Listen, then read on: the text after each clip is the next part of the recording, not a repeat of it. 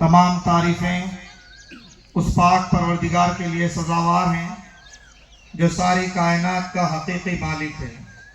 दरूद और सलाम हो तमाम अंबिया कराम पर, खुसूसियत के साथ सैयदना हज़रत इब्राहीम अलैहिस्सलाम व हज़रत मोहम्मद मुस्तफ़ा सल्लल्लाहु अलैहि वसल्लम पर और उनकी आल पर और उन असहाब पर, ताबईन व तबा ताबईन पर और उन तमाम बुजुर्ग हस्तियों पर जिन्होंने हर दौर में अल्लाह के दीन की इकामत के लिए, उसकी इशाअत के लिए और उसकी तबलीग का काम किया है। काबिल एहतराम बुजुर्गों, नौजवान साथियों, प्यारे बच्चों, मेरी पर्दानशीं, मेरी माँ और बहनों, अस्सलामु अलैकुम व रहमतुल्लाहि व बरकातुहू। ये अल्लाह का शुक्र है कि अल्लाह तबारक व तआला ने ईद उल अज़हा के मौके पर अल्लाह की किबरियाई का ऐलान करते हुए 2 रकात नमाज शुक्राने की अदा करने की अल्लाह ने हमको तौफीक अता फरमाई। दोस्तों, अल्लाह ताला ने मुसलमानों के लिए 2 बड़ी ईदें रखी हैं, एक ईद उल फित्र के नाम से और एक ईद उल अज़हा के नाम से। ये दोनों ईदें भी हमें बहुत बड़ा पैगाम देती हैं। ये इंसानियत को रास्ता बताने के लिए आती हैं।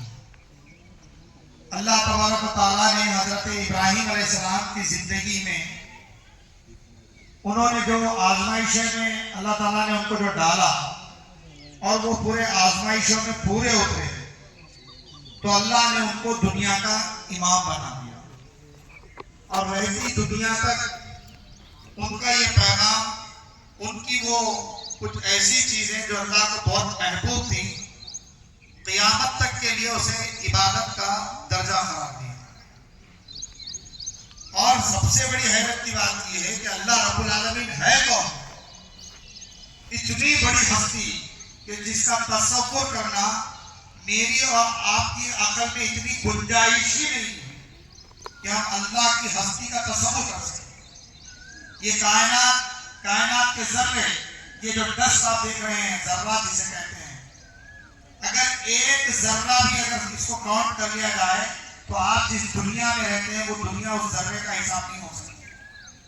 करोड़ों, लाखों, बिलियंस, यानी कि आप उसका तसव्वुर नहीं कर सकते हिस्सों में।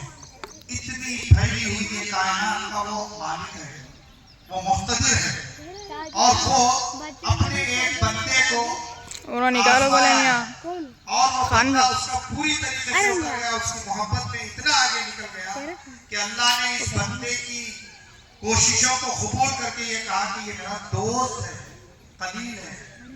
ये मामूली बात नहीं है दोस्तों। इतनी बड़ी हस्ती एक बंदे के सिलसिले में ये कहे कि ये मेरा दोस्त है। ये ताल्लुक कैसे पैदा हुआ, ये मोहब्बत कैसे आई? तो 2-3 पैगाम हमको खासकर इस ईद के मौके पर हम अपनी जिंदगियों का जायजा लेते हुए एक तोहफे के तौर पर हमको लेके चलना है और उस पर अमल भी करना है। वो पहली बात ये है कि आपने अपनी अकल के साथ जब इस पूरी कायनात को और खुदा को पहचाना, जब उन्हें बात समझ में आई कि ये दुनिया ऐसे ही यूं ही नहीं